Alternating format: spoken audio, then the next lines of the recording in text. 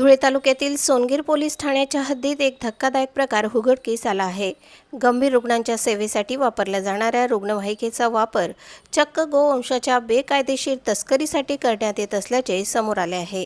गोरक्षकांनी दिलेल्या अचूक माहितीच्या आधारे सोनगीर पोलिसांनी पहाटेच्या सुमारास मुंबई-आग्रा महामार्गावरील सरवड फाट्यावर संशयित अँब्युलन्सचा थरारक पाठलाग करून ती पकडली।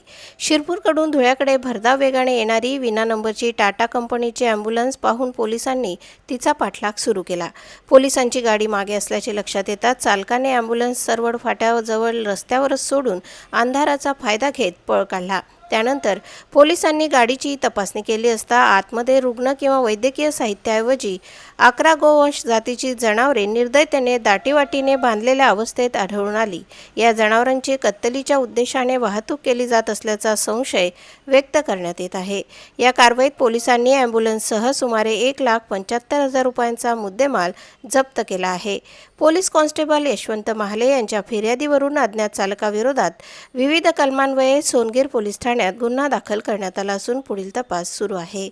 गोरक्षकांच्या सतर्कतेमुळे हा प्रकार उघडकीस आल्याने परिसरात मोठी खळबळ उडाली आहे। प्रतिनिधी गोकुळ देवरे आणि वृत्तनिवेदिका सीमा पाटीलसह स्वराज्य न्यूज धुळे।